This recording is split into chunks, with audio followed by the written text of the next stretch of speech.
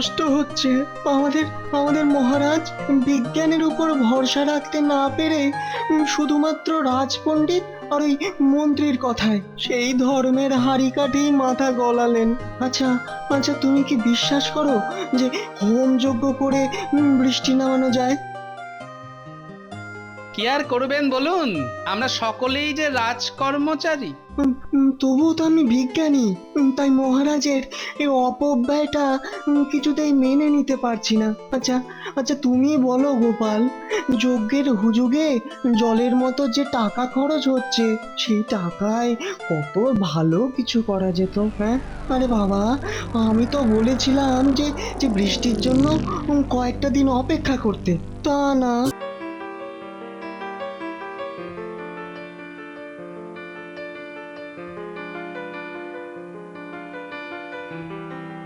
এ কি অনাসৃষ্টি কাণ্ড বলতো? শ্রাবণ মাস শেষ হতে চললো, এখনো আকাশ ভেঙে জমিয়ে বৃষ্টি নামলেনি। যা বলেছ, আর তো কদিন বাদেই দুর্গা পুজো। বৃষ্টির অভাবে এখনো তেমন করে জমিতে ধান রুইতে পারলাম না। কি যে আছে কপালে। আসলে মনে হয় ভগবান আমাদের ওপর কুপিত হয়েছেন, তাই এই কম বৃষ্টি। ভালো বৃষ্টি পেতে হলে ওই ভগবানের পুজো করতে হবে। আমরা গরিব মানুষ, ভগবানের পূজা করার মতো সামর্থ্য কোথায় আমাদের? আমি বলি কি, সকলে মিলে চলো মহারাজের কাছে চলো। তিনি দয়ালু মানুষ, এই বিপদে তিনি নিশ্চয়ই কিছু একটা করবেন।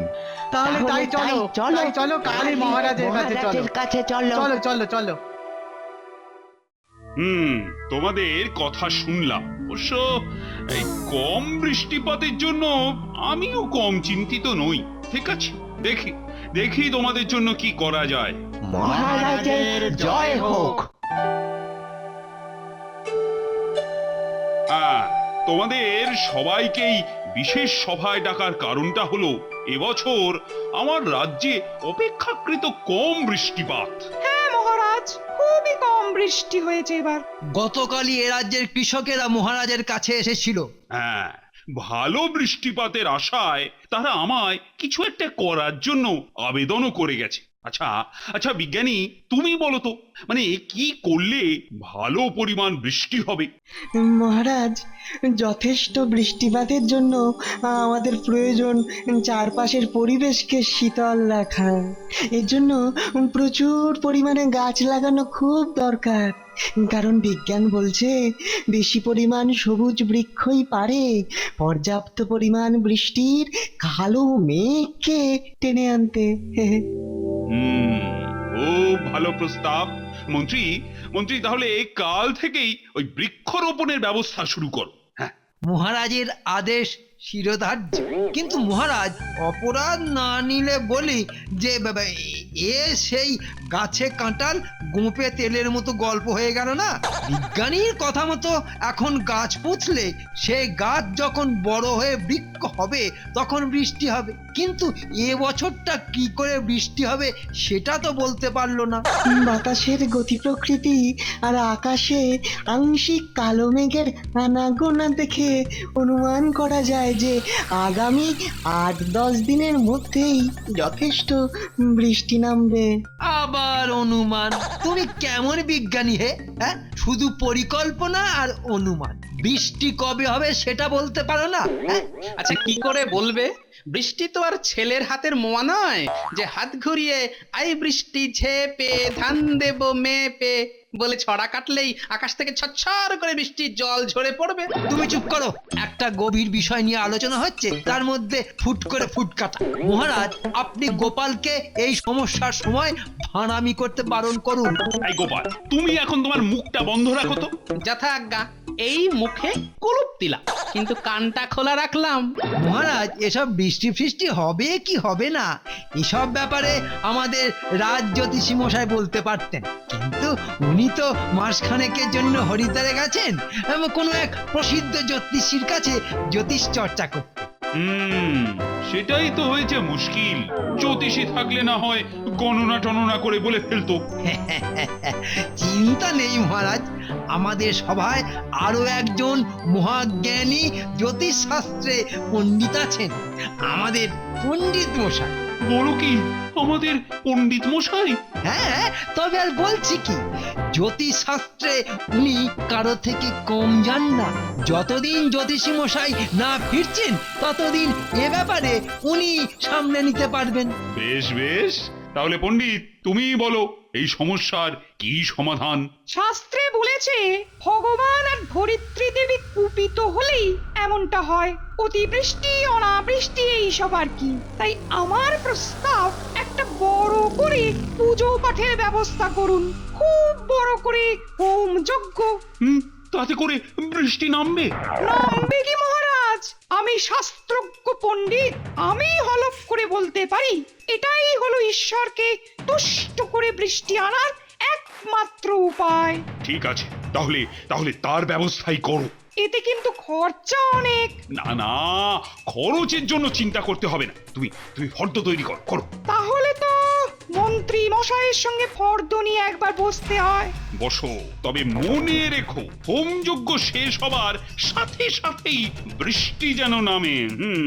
নামবে তো অবশ্যই, হয়তো এমনও হতে পারে যে যজ্ঞ শেষ হওয়ার সাথে সাথেই বৃষ্টি নামলো। পুরাকালে মুনি ঋষিদের আমলে তো এমনটাই হতো। বেটা এমন ভাব দেখাচ্ছে ওই যেন পুরাকালের মুনি ঋষি। চুপ চুপ, শুনতে পাবে। পেলে পাবে, আমি কি ওদের ভয় করি নাকি? বলো কি ফর্দ বানালে, এই যে পড়ে শোনাও। চাল 100 মণ, ধুতি 50টা, শাড়ি 50টা, হোমের ঘি 10 মণ, এছাড়া তিল, হরিতকি, মিষ্টান্ন, ও হ্যাঁ গামছা 25টা। ঠিক হয়েছে মন্ত্রী মশাই? তোমার মাথা আর আমার মুন্ডু হয়েছে। আরে বাবা, কতদিন বাদে রাজবাড়িতে যজ্ঞ হবে, আর এমন ফর্দ করে আনলে যেন গরিবের ঘরে কার্তিক পূজা হচ্ছে। বাড়াও বাড়াও, ফর্দ বাড়াও।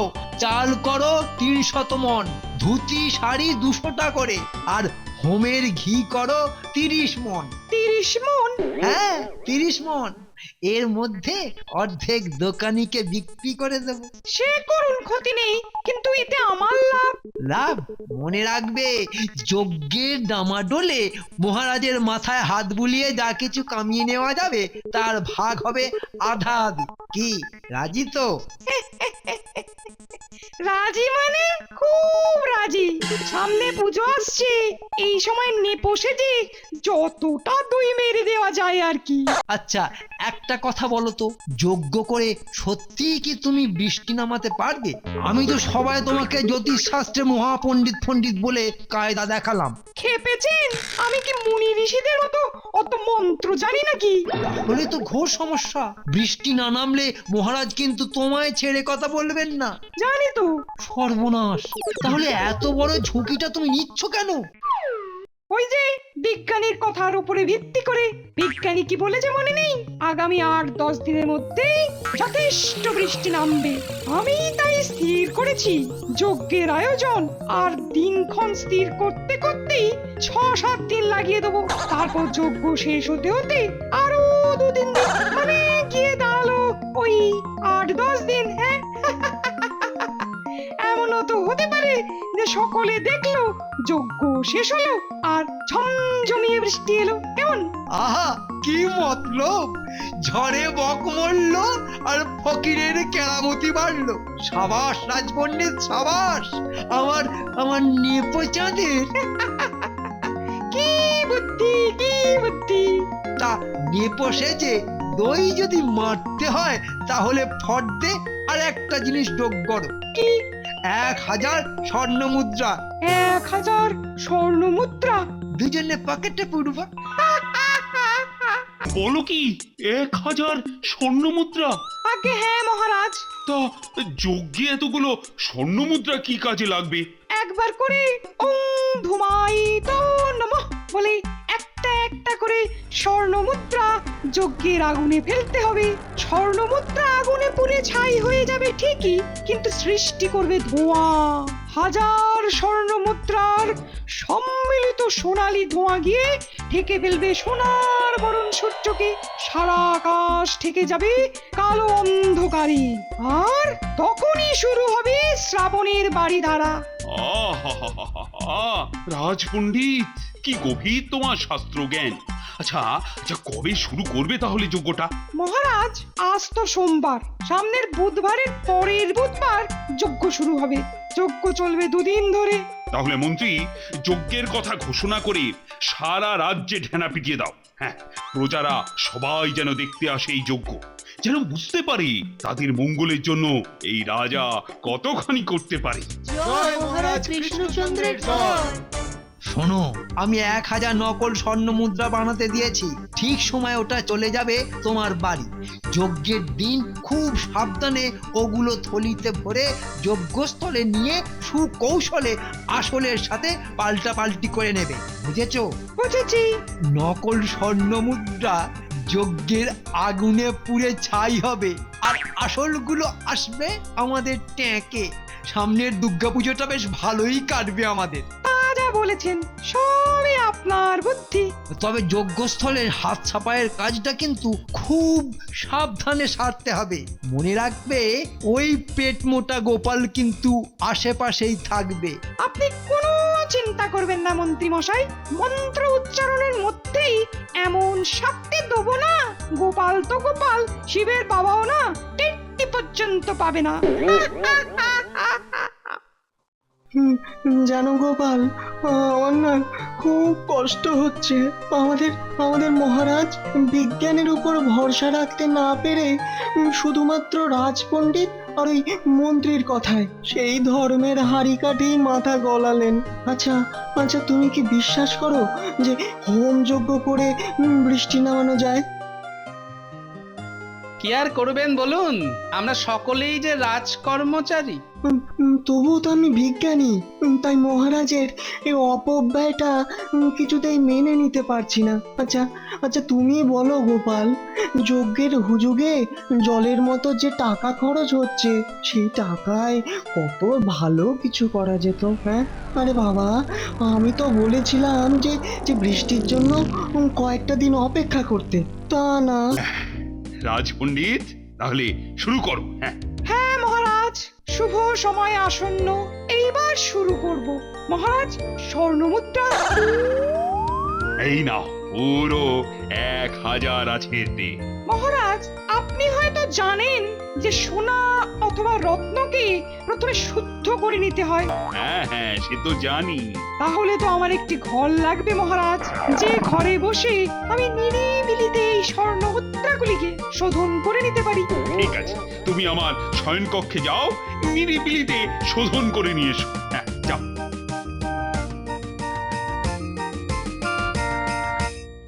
যাক বাবা, রাজপণ্ডিতের বুদ্ধি আছে। এবার হবে আসলে আর নকলে পাল্টাপাল্টি। সোনার টাকা শোধন করতে নিরিবিলিতে চলে গেল। ব্যাপারটা গোলমেলে মনে হচ্ছে।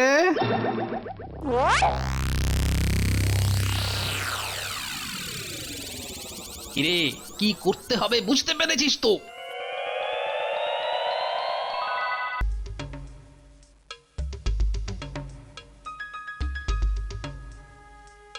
ওহ, রাজপণ্ডিত গেল তো গেলই, এতক্ষণ যে কি করছে কে জানে।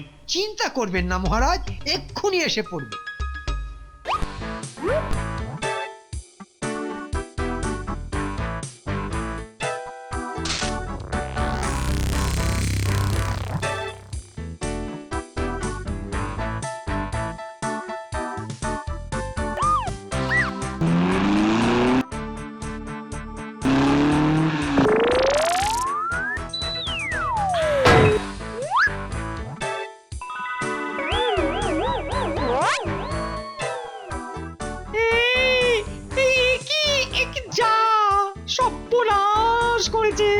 গোপালের খুদে বাহিনী যে নকল তলিটা নিয়ে পালালো। হায় হায় হায় হায় হায় হায় হায়, এখন আমি কি করি? চুরি গেছে বলে মহারাজের কাছে নালিশটাও যে করা যাবে না, তাহলে তো কেঁচো করতে সাপ বেরিয়ে পড়বে। হায় হায় হায় হায় হায়।